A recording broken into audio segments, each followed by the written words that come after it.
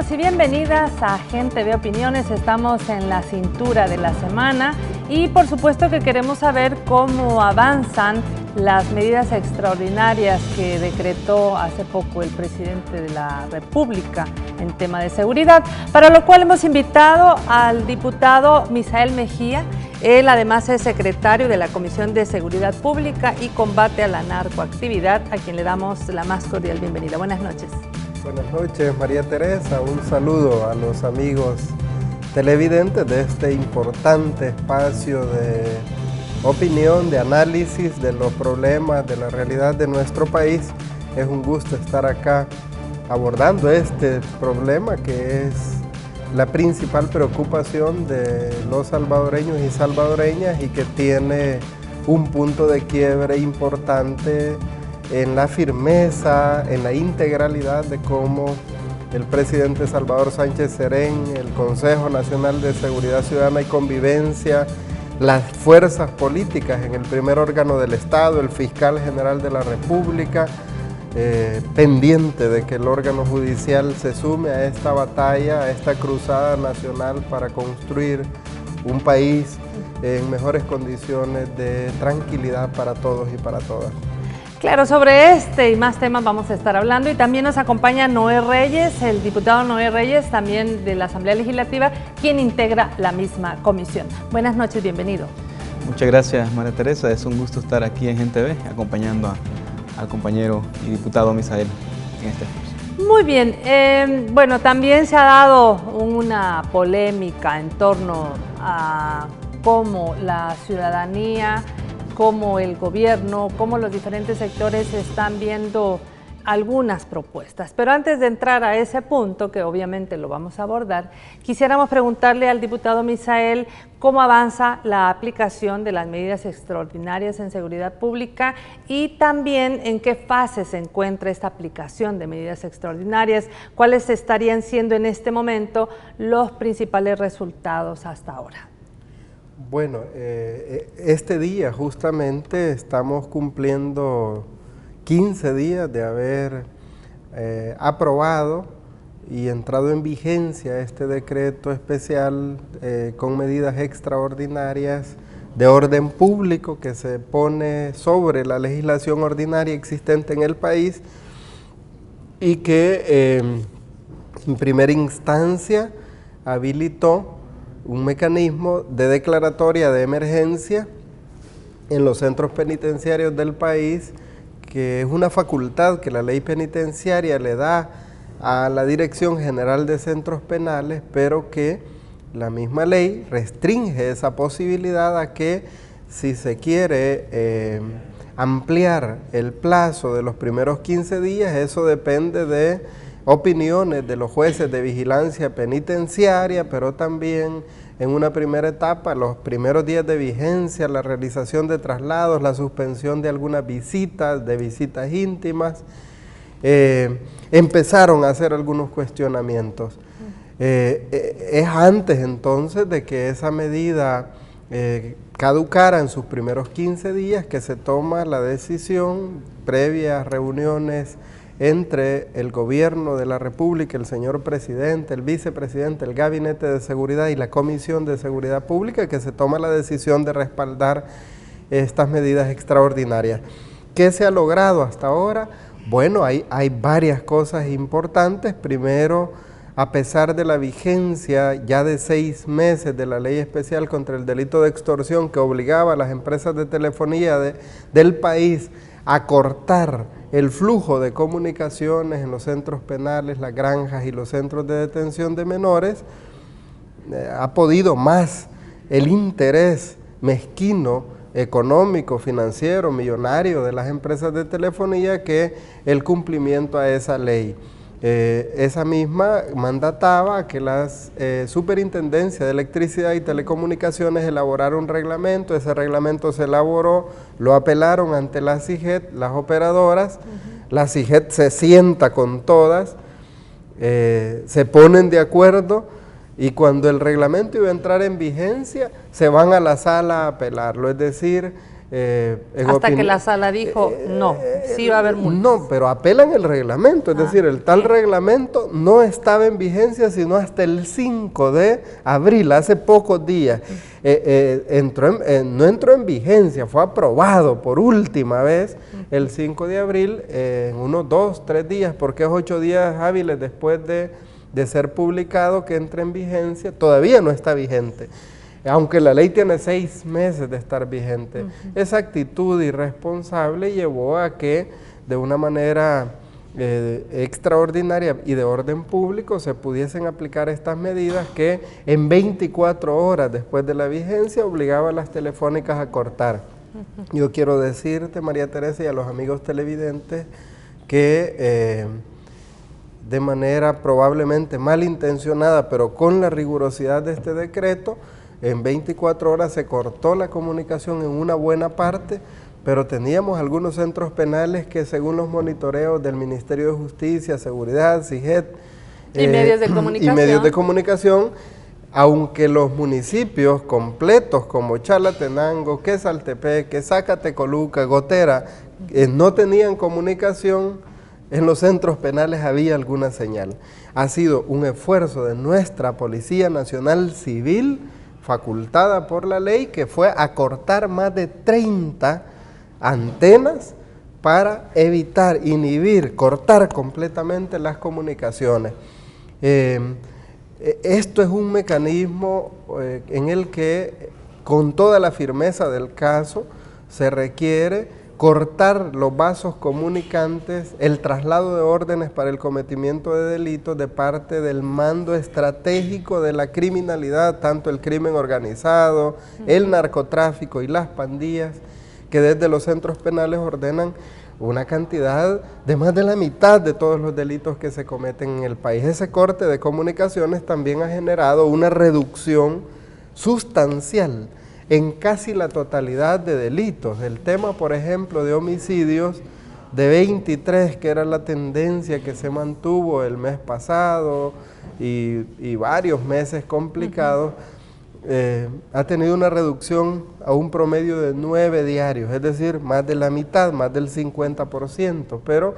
hemos tenido información fidedigna de algunas empresas grandes y algunas medianas, de que también el delito de la extorsión, que es el segundo delito que más le preocupa a la ciudadanía, ha tenido una reducción de más del 60% en algunos casos.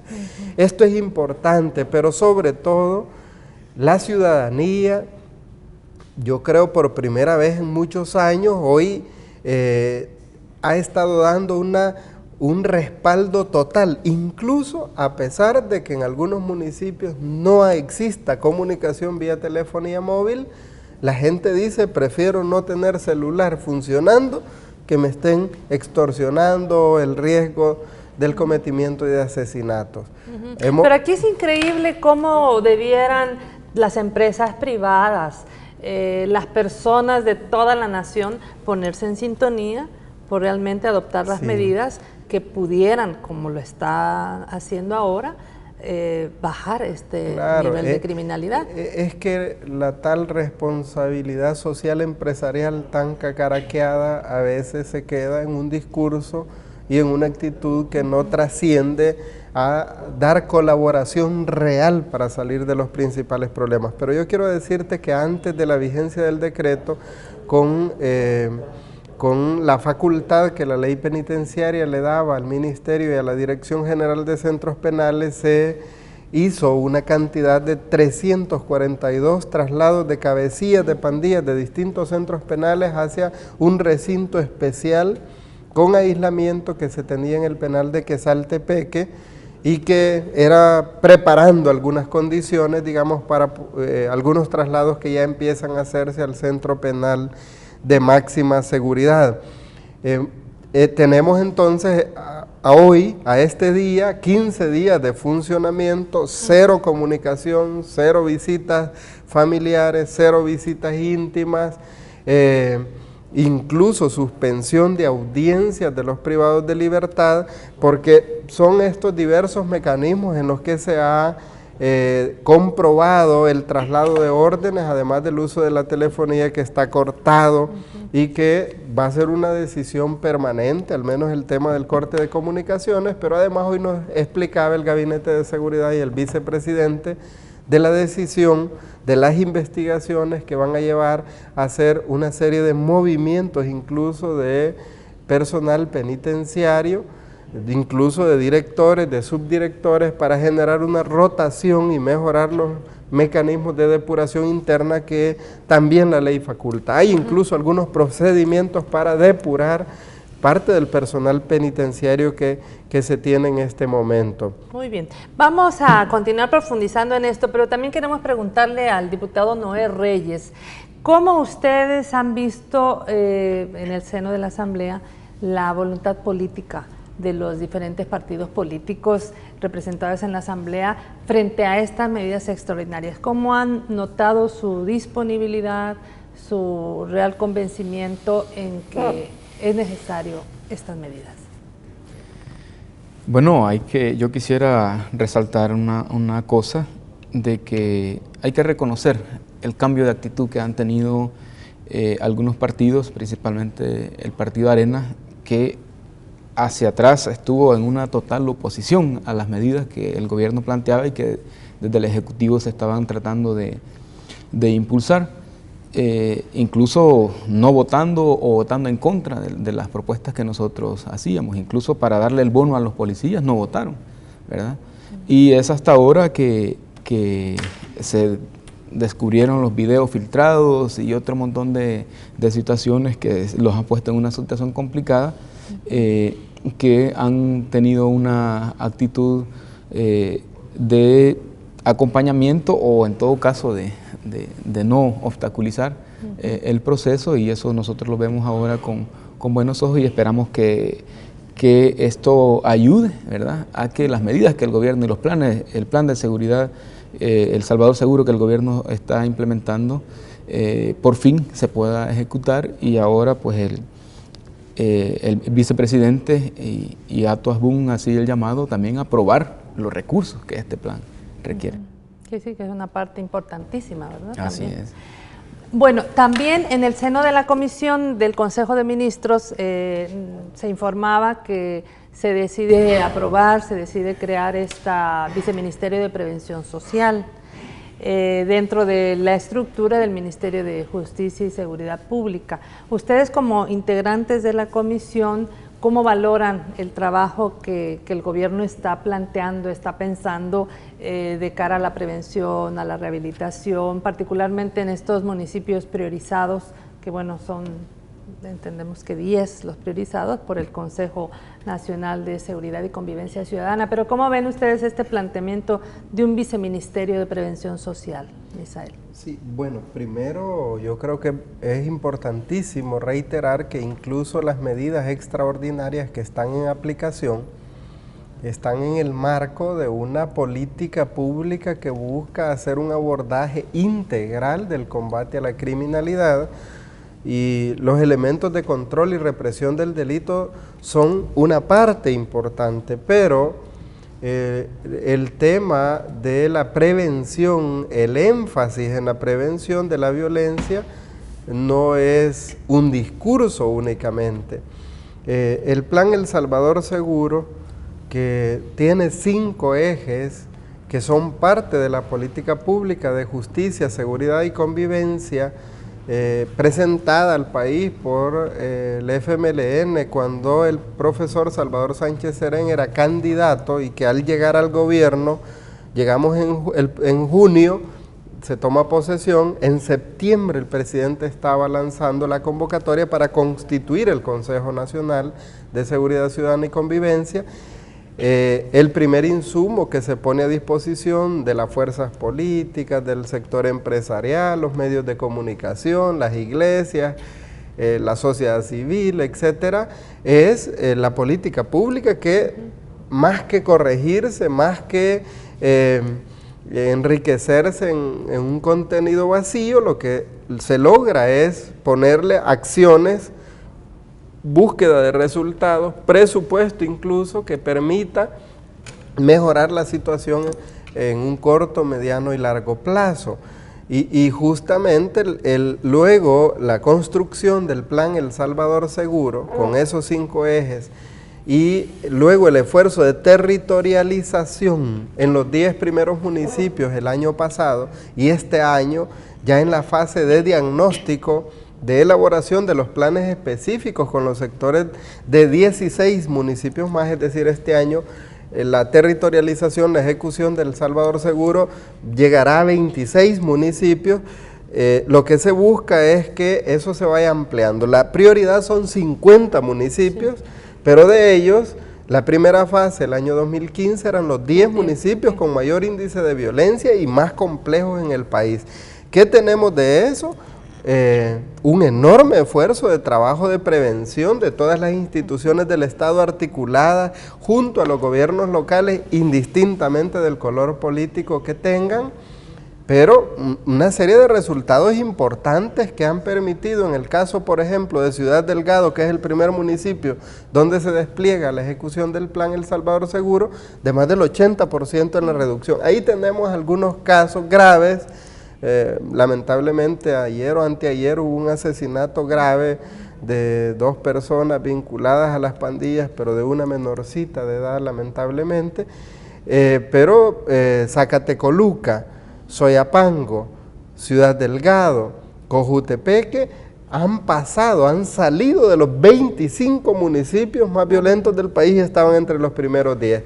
La apuesta por la prevención sumada al trabajo de control territorial, de esfuerzo policial y de la Fuerza Armada, de trabajo de inteligencia, lo que está permitiendo resultados. Sin embargo, ¿cuál era el problema? Que el esfuerzo en los 10 municipios, en los 26 este año, generaba un efecto vejiga. La criminalidad empezaba a emigrar a otros municipios. A partir de eso, y teniendo la certeza plena, todos los sectores, de que la mayor parte del cometimiento de delitos eran órdenes que salían desde el interior de los centros penales, era importante cortar la conducción estratégica, y entonces las medidas excepcionales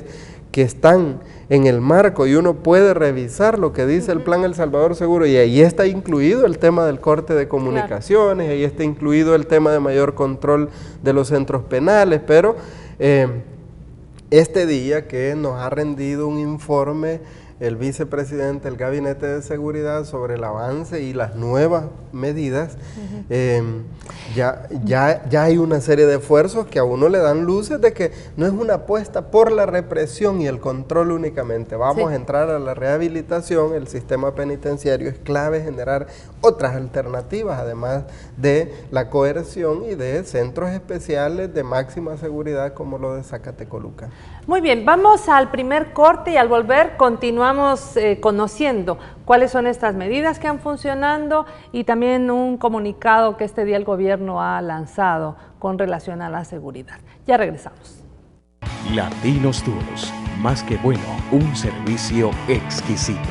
Excursión a Ecuador y Colombia, visitando Quito y Medellín del 31 de julio al 8 de agosto.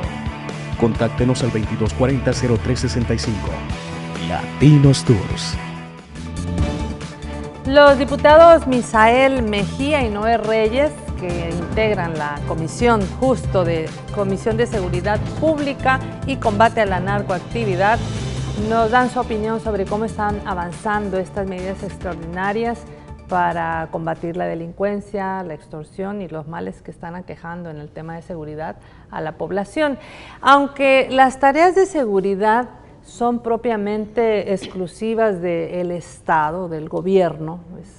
toda la parte de represión del delito,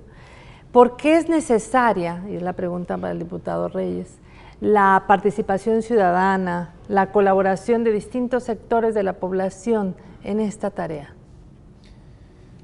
Una de las cosas que hay que reconocerle a nuestro gobierno es que le está dando un enfoque integral al problema de inseguridad pública y a la solución del problema de seguridad pública. Y reconoce justamente eso, de que si bien es cierto el gobierno no puede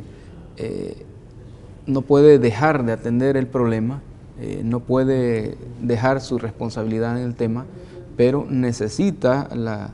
afluencia de todos los sectores vivos del país los partidos políticos, etcétera, la familia, los padres de familia, ¿verdad? Entonces, en ese sentido,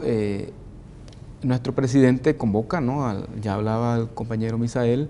del Consejo Nacional de Seguridad Ciudadana y Convivencia, está como resultado del Plan El Salvador Seguro, y ahora pues continúa en ese esfuerzo.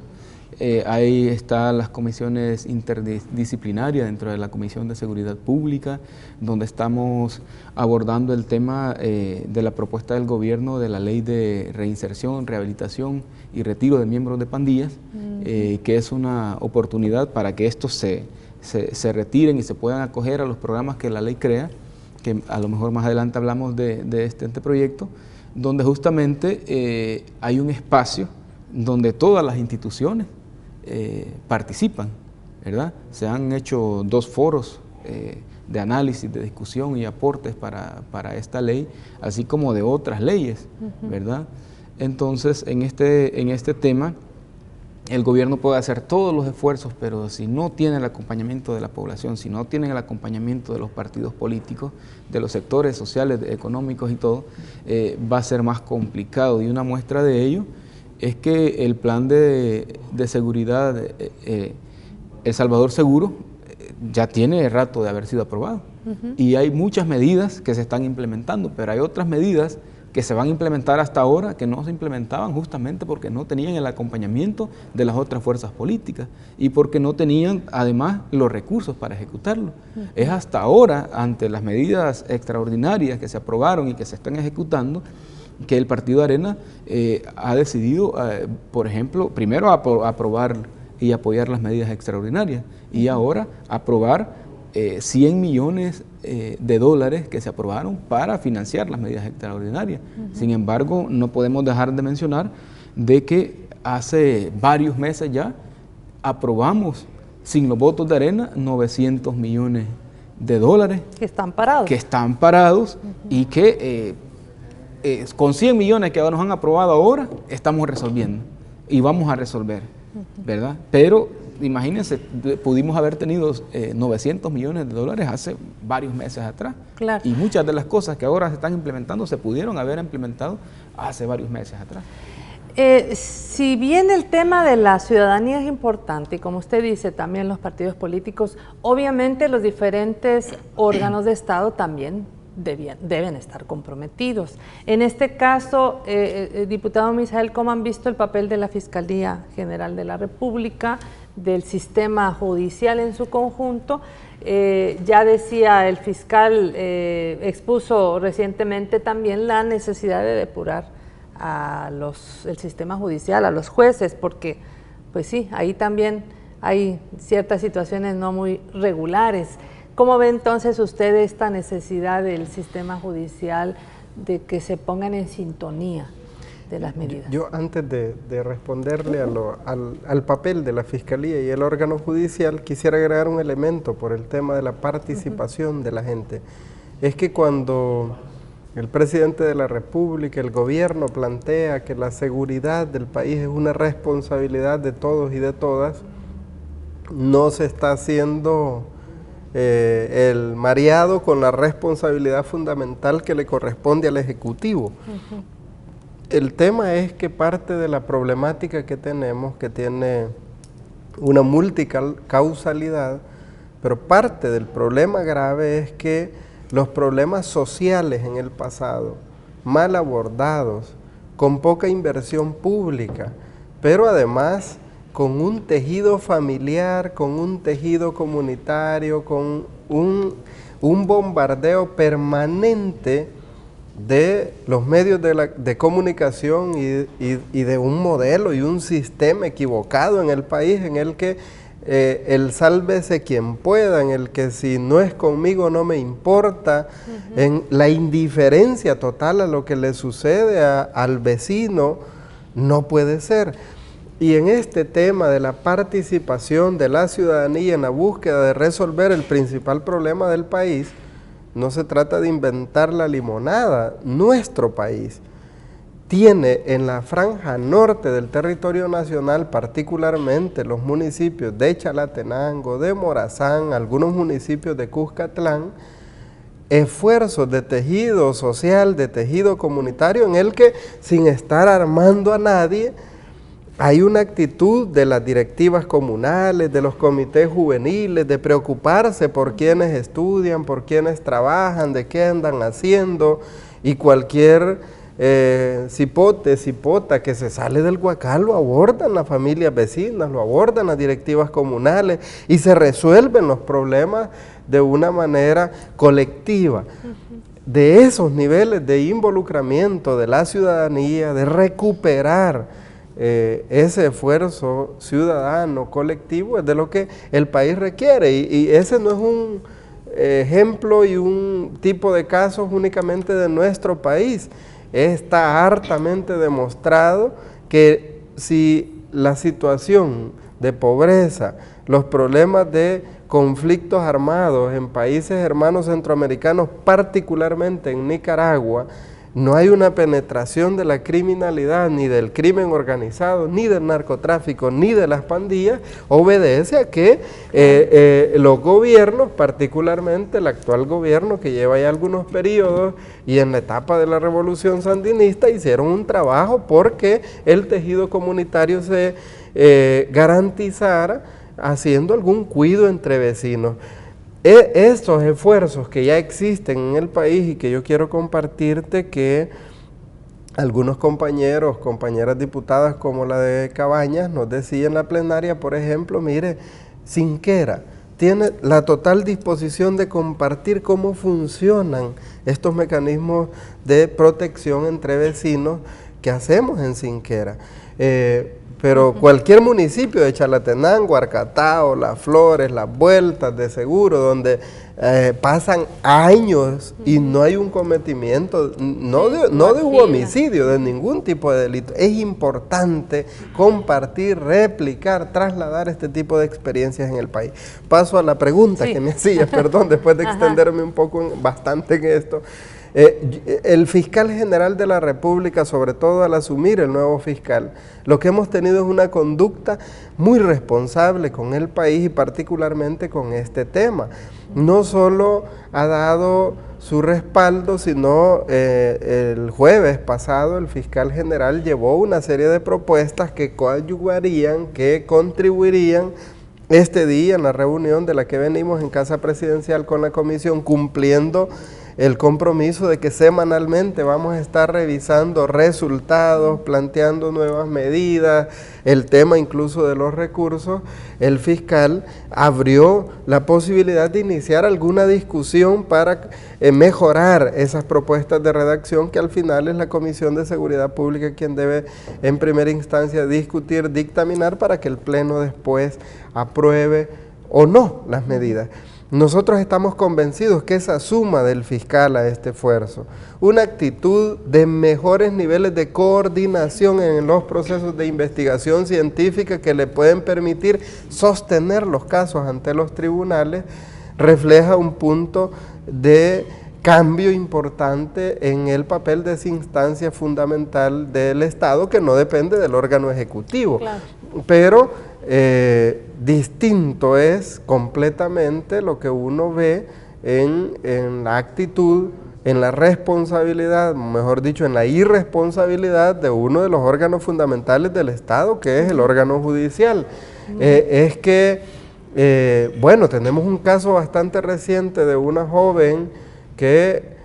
llevando a una menorcita de edad, trasladaba 2 granadas M67, había un proceso de investigación y seguimiento, la policía captura, la fiscalía hace el requerimiento y lo presenta al juez, y el juez simplemente porque le tenía más tiempo para presentarlo, no recibe el requerimiento. Una actitud tan irresponsable que, por cierto, está libre esta persona de este delito, no puede ser, pero el fiscal ha dicho que tiene suficientes elementos de pruebas y que está por presentar una serie de procesos de búsqueda de quitar el fuero a algunos jueces porque no hay en este momento mecanismos permanentes de depuración. La criminalidad hace esfuerzos por infiltrar a las empresas, claro, a las instituciones, a la policía, a la Fuerza Armada, a la Fiscalía, pero al órgano judicial todo el mundo sabe que hay niveles de corrupción exagerados, claro, y que la Sala de lo Constitucional, particularmente, en lugar de bloquear, en lugar de asumir una conducta casi de respaldo a la criminalidad, porque cuando niegan recursos aprobados en debida forma, como los 900 millones de dólares, no es cierto que estén vetando al gobierno, están, claro, cerrándole el espacio al país de contribuir a resolver este problema. Muy bien, vamos al segundo y último corte y al volver vamos a regresar sobre esta polémica en torno a lo que la ciudadanía tiene que hacer también en esta tarea. Ya regresamos. Bueno, estamos aquí tras cámaras conociendo sobre la extensión de las medidas extraordinarias que el gobierno a través del Ministerio de Justicia y Seguridad Pública dio hace unos minutos de extender este plazo de medidas extraordinarias 15 días más. Diputado Reyes, ¿cómo mira usted esta extensión de lo que ahí tenemos fragmentos del comunicado, donde el ministro de Justicia resuelve la extensión de medidas por 15 días más, hasta el 28 de abril del presente año? Bueno, primero hay que decir que los primeros 15 días donde se aplicaron estas medidas excepcionales ha dado muy buenos resultados. Ya apuntaba el compañero diputado que ha reducido en más del 60% las extorsiones, etcétera. Y básicamente lo que nos explicó ahora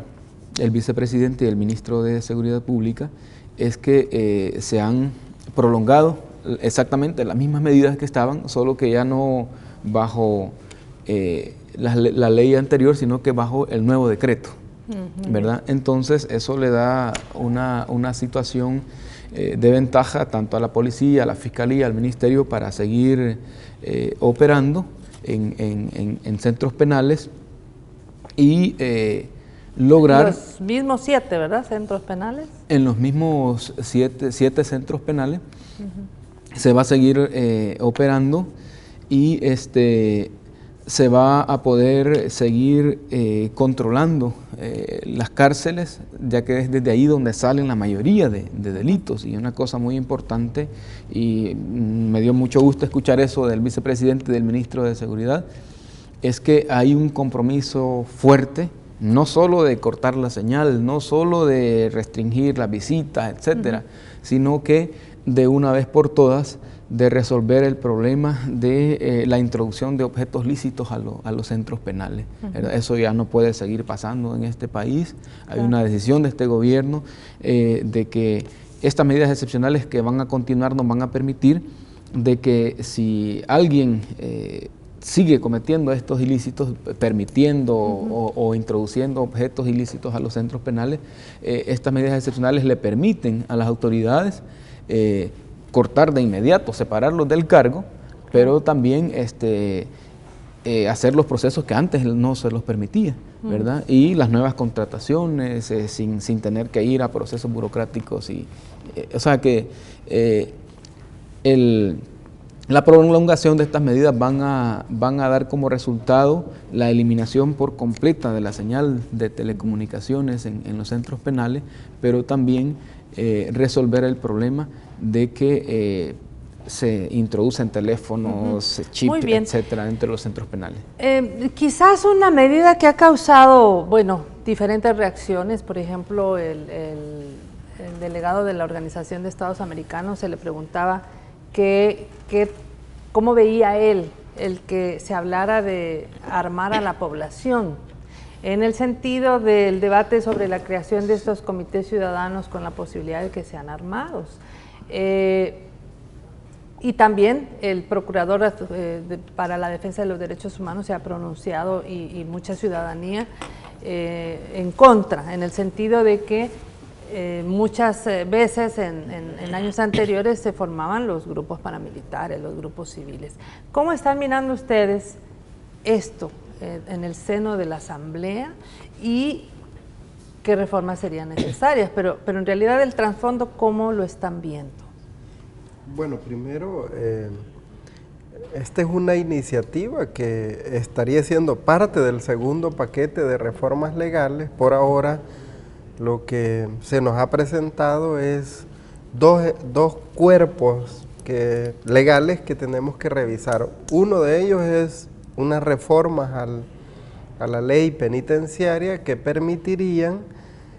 darle sustento legal para que los centros temporales de detención, que se buscaría tener ahí a 10.000 privados de libertad que no han cometido delitos graves y que han sido condenados y que algunos de ellos llevan ya varios años de pena, pero que no tienen que ver con violaciones, con secuestros, con homicidios, con extorsiones, sino delitos menos graves, que puedan trasladarse a 3 centros temporales de detención que se van a construir, uno en Izalco, otro en Mariona y un tercero en Zacatecoluca,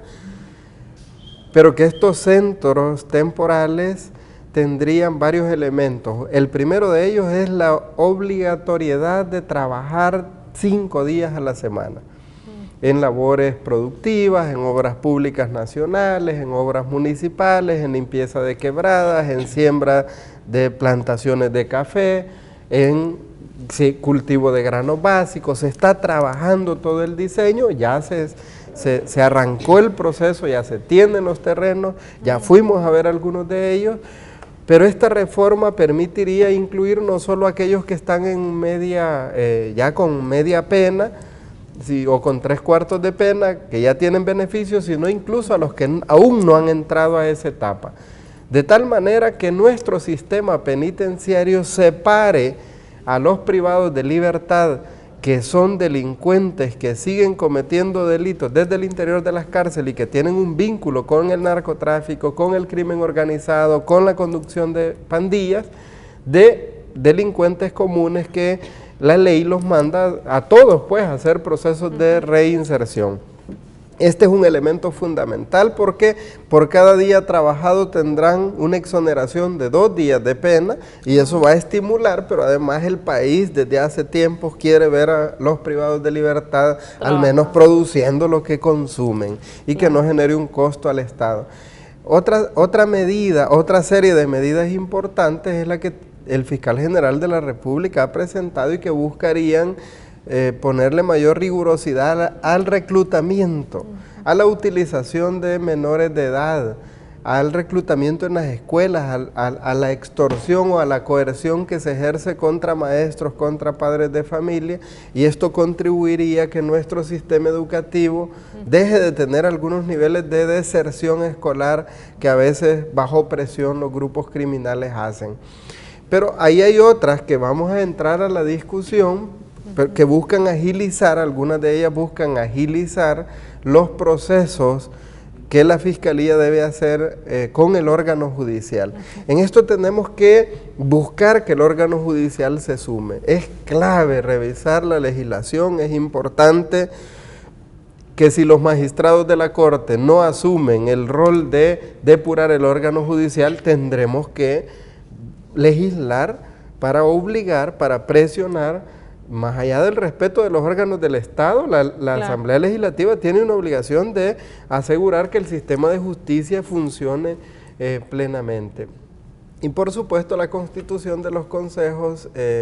ciudadanos de apoyo a la seguridad, que en opinión nuestra tiene más que ver con intercambiar experiencias exitosas que ya se tienen en el país y no ir más allá de lo que nuestra constitución de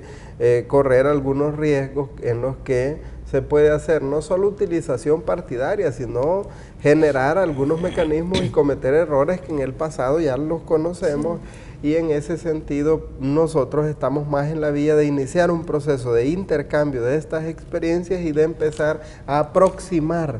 acuerdos comunes que nos permitan,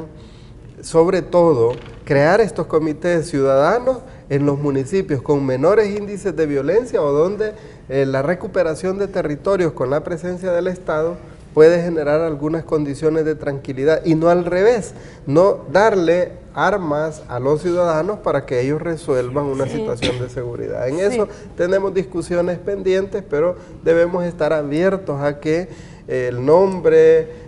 y cómo se dé su funcionamiento. Está claro que deben tener una coordinación permanente con la Policía Nacional Civil, porque la información en tiempo real para evitar el cometimiento de delitos sí es clave importante en este tema. Claro, pero sobre todo ese esfuerzo de tejido social que las comunidades, las directivas, los comités en la localidad construyen para mandar a jóvenes a estudiar con una beca pagada por la comunidad que después ese joven reintegra a la comunidad. Pero así como este trabajo comunitario de tejido social y todo, también, ¿cuál ve ustedes cómo ven la importancia también de la participación, de la contribución de los medios de comunicación? Bueno, antes de eso yo solo quería agregar la parte de la contribución de la comunidad en los comités de apoyo a la seguridad. Esto es como el gobierno asume su responsabilidad con los batallones especiales, con la policía comunitaria, etcétera, de combatir donde ya tenemos problemas, ¿verdad? Pero hay comunidades donde no tenemos problemas. Claro. Y perfectamente puede la comunidad organizarse y evitar. Nada más en un municipio nos decía, miren, allá les están dando duro, pero evitemos que se vengan para acá. Claro. Entonces, en el tema de la pregunta me decía, ¿cómo de los medios de comunicación es importantísimo que los medios también jueguen ese papel patriota, ¿verdad?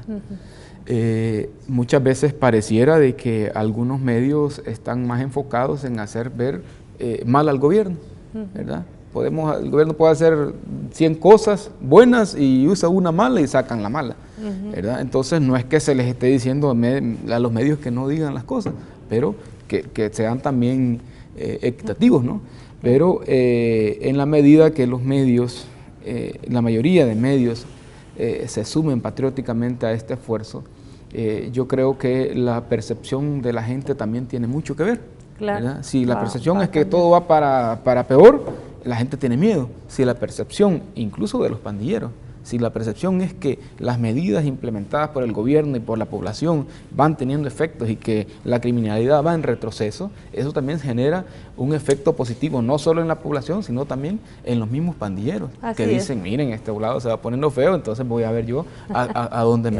me voy. Muy bien, bueno, el tiempo se nos acabó, es rapidísimo este espacio, así que agradecemos mucho al diputado Noé Reyes, a Misael Mejía, gracias por haber venido esta noche. No, gracias a usted y un saludo a los amigos televidentes, y vamos a seguir dando la batalla por construir una patria mejor para todos y todas. Claro que sí. Bueno, usted amigo, amiga, el día de mañana a las 7 esta misma entrevista en retransmisión y a las 7 de la noche una nueva aquí en GenTV Opiniones. Gracias por su sintonía.